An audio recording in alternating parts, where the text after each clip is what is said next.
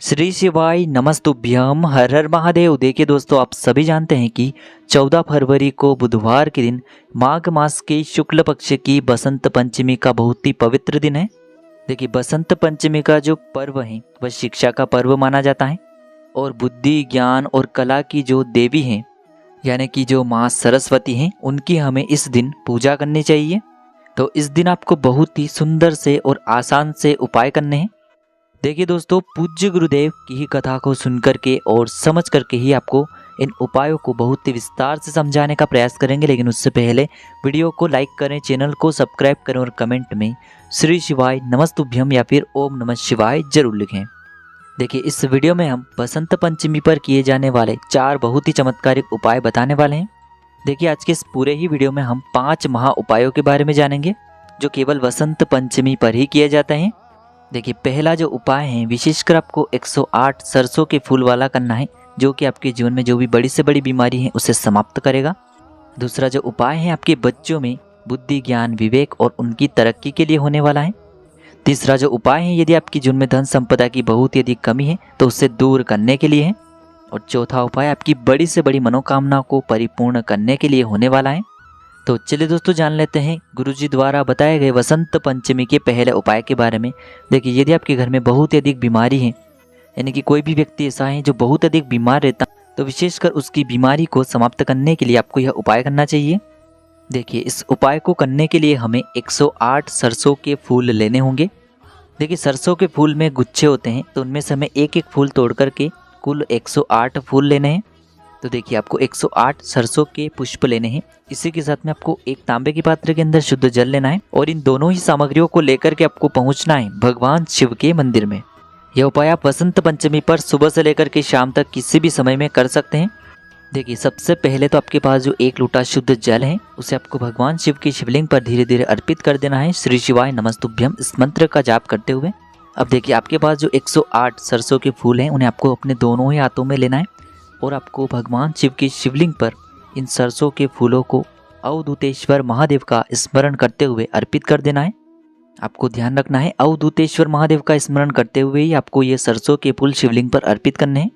और सरसों के पुष्पों को अर्पित करने के बाद आपको महादेव से प्रार्थना करनी है कि हमारे घर में जो यह व्यक्ति बीमार है, इसकी बीमारी में इससे आराम मिले और उस व्यक्ति के शरीर में जो भी रोग हैं उसे आप समाप्त करें। तो इस प्रकार से आपको यह पहला उपाय करना है। अब देखिए दोस्तों, दूसरा उपाय आप सभी को पता है, वसंत पंचमी का जो दिन है वह माता सरस्वती को समर्पित होता है। तो यह जो उपाय है विशेषकर आपके बच्चों के लिए होने वाला है, उनकी बुद्धि, ज्ञान और विवेक के लिए। साथ ही साथ यदि आपका जो बच्चा है वो बहुत अधिक चिड़चिड़ करता है और उसका जो मन है वह बिल्कुल भी पढ़ाई में नहीं लगता है, या फिर यदि आपका बच्चा आपको बहुत अधिक परेशान करता है, तो आपको 31 सरसों के फूल लेने हैं। देखिए, गुरुजी ने बताया है कि यह उपाय विशेषकर आपको अपने बच्चों से ही करवाना है। यदि आपके बच्चे आपके पास में ही रहते हैं तो उन्हें आपको किसी भी प्रकार से यह 31 सरसों के जो फूल हैं भगवान शिव के शिवलिंग पर उन्हीं के हाथों से अर्पित करवाने हैं। देखिए, यदि आपका बच्चा इस उपाय को स्वयं नहीं कर सकता है, आपकी बात नहीं मानता है, तो फिर माताओं को यह उपाय अपने बच्चों के लिए कर लेना है। 31 जो सरसों के फूल हैं उन्हें आपको भगवान शिव की शिवलिंग पर अर्पित कर देना है। लेकिन जब भी आप ये सरसों के फूल अर्पित करेंगे तो आपको अपने बच्चे का नाम और अपने बच्चे की गोत्र अवश्य ही बोलनी है। या फिर यदि आपका बच्चा आपके पास में नहीं रहता है, कहीं दूर जॉब करता है, पढ़ाई करता है, तो उसके नाम से भी आप यह 31 सरसों के फूल शिवलिंग पर अर्पित कर सकते हैं। देखिए दोस्तों, गुरुजी ने बताया है कि यदि आपको 108 सरसों के पुष्प या फिर 31 सरसों के पुष्प कुल मिलाकर के यदि आपको सरसों के पुष्प प्राप्त नहीं हो पाते हैं तो आप 108 सरसों के पुष्प के स्थान पर सफ़ेद पुष्प ले सकते हैं और 31 सरसों के पुष्पों के स्थान पर भी आप सफ़ेद पुष्प ले सकते हैं। तो यदि आपको सरसों के पुष्प प्राप्त नहीं हो पाते हैं तो आप सफ़ेद पुष्पों को भी अपने उपाय के लिए उपयोग कर सकते हैं। अब देखिए दोस्तों, तीसरा जो उपाय है विशेषकर धन प्राप्ति के लिए है। बहुत से लोग अपने जीवन में धन को लेकर बहुत ही अधिक चिंतित रहते हैं। उन्हें कितनी ही मेहनत करने के बावजूद भी धन की प्राप्ति नहीं हो पाती है और आर्थिक संकट लगातार उनके जीवन में बने रहते हैं। तो उन्हें यह उपाय करना है। देखिए, 14 फरवरी को पंचमी का बहुत ही विशेष पर्व है क्योंकि इस दिन है वसंत पंचमी। तो देखिए, इस उपाय को करने के लिए आपको मात्र 1 से 2 गुड़ के टुकड़े लेने हैं। इसी के साथ में आपको एक पात्र के अंदर शुद्ध जल लेना है। देखिए, आप उस पात्र के अंदर जो जल भरेंगे आपको मात्र आधा पात्र ही जल का भरना है और उसी पात्र के अंदर आपने जो गुड़ के टुकड़े लिए हैं उसे डाल देना है। कुल मिलाकर के आपको गुड़ से युक्त एक जल तैयार कर लेना है। अब गुड़ से युक्त जल तैयार करने के बाद इसे लेकर के सीधे आपको पहुंचना है अपने घर में, जहाँ कहीं भी माता तुलसी जी का स्थान है वहाँ पर। अब देखिए आपके पास जो आधा लोटा जल है गुड़ से युक्त जल, इसे आपको अपने सीधे हाथ की हथेली पर लेना है। फिर आपको तुलसी जी की जड़ में अर्पित करना है। जैसे ही आप अपने हाथ में यह गुड़ वाला जल लेंगे और तुलसी जी के पौधे में अर्पित करेंगे, वैसे ही आपको अपना नाम और अपने गोत्र को बोलना है। फिर दूसरी बार में आपको थोड़ा सा गुड़ वाला जल अपने सीधे हाथ में लेना है और फिर तुलसी जी के पौधे में अर्पित करना है। यह प्रक्रिया आपको कुल 7 बार करनी है। 7 बार आपको अपना नाम और अपनी गोत्र भी बोलनी है। देखिए इस उपाय के लिए आप गन्ने के रस का प्रयोग भी कर सकते हैं, लेकिन कई लोगों को गन्ने का रस प्राप्त नहीं हो पाता है, तो उस स्थिति में हमें गुड़ लेना है। गुड़ इसीलिए लेना है क्योंकि गुड़ जो है वह गन्ने के रस से ही प्राप्त किया जाता है। तो यदि आप गन्ने का रस नहीं ले सकते हैं तो आपको गुड़ ही ले लेना है। इस प्रकार से आपको 7 बार में अपनी नाम और अपने गोत्र को बोल करके तुलसी जी के पौधे में यह गुड़ वाला जल अर्पित कर देना है। और अंत में आपको अपने जीवन में जो भी धन की समस्या चल रही है, जीवन में जो भी आर्थिक संकट उत्पन्न हो रहे हैं, उन्हें दूर करने की प्रार्थना कर लेनी है। तो इस प्रकार से आपको धन प्राप्ति का ये उपाय करना है। अब दोस्तों हम जान लेते हैं चौथे और विशेष उपाय के बारे में, जो कि है विशेषकर मनोकामना की पूर्ति के लिए। देखिए इस उपाय को करने के लिए आपको मात्र 1 काली मिर्च लेनी है।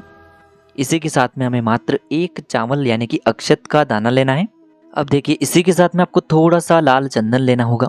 ध्यान रखें लाल चंदन की लकड़ी से यदि घिस करके आप लाल चंदन निकालते हैं तो इससे महादेव बहुत अधिक शीघ्रता से प्रसन्न हो जाते हैं। लेकिन यदि आपके पास लाल चंदन की लकड़ी मौजूद नहीं है तो आप इस प्रकार से लाल चंदन का पाउडर भी ले सकते हैं।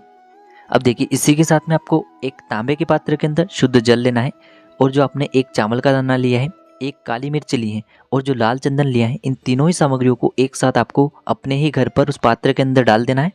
अब देखिए इस प्रकार से यह पात्र तैयार करने के बाद इसे आपको लेकर के पहुंच जाना है इस वसंत पंचमी पर प्रदोष काल के समय में भगवान शिव के मंदिर में। देखिए प्रदोष काल के समय में यदि आपके वहां पर जल अर्पित नहीं करने दिया जाता है या फिर प्रदोष काल में आपको समय नहीं मिलता है तो आप ये उपाय सुबह भी कर सकते हैं। देखिए सबसे पहले तो आपके पास जो जल का पात्र है, इसे आपको भगवान शिव की शिवलिंग पर धीरे धीरे अर्पित कर देना है। श्री शिवाय नमस्तुभ्यम इस मंत्र का जाप करते हुए। देखिए जल आपको इतने धीरे समर्पित करना है कि कम से कम आप 11 बार श्री शिवाय नमस्तुभ्यम इस मंत्र का जाप कर सकें और आपकी जो भी अधूरी मनोकामनाएं वो आपको जल अर्पित करते हुए ही बोलनी है। ध्यान रखिए वसंत पंचमी का बहुत ही पावन सा पर्व है। आपके ऊपर सदैव सभी देवी देवताओं की कृपा बनी रहेगी यदि आप इस प्रकार से यह उपाय करते हैं तो देखिए दोस्तों इस प्रकार से आज के इस वीडियो में हमने आपको वसंत पंचमी पर किए जाने वाले कुछ चमत्कारिक उपाय बताने का प्रयास किया है। जो भी उपाय आपके लिए उचित हैं, सरल हैं, उसे आप कर सकते हैं। यदि आपको उपाय से जुड़े किसी भी प्रकार के सवाल पूछने हैं तो आप हमें कमेंट के माध्यम से पूछ सकते हैं। उपाय को करते समय आप किसी भी प्रकार की गलतियां न करें। श्री शिवाय नमस्तुभ्यम। हर हर महादेव।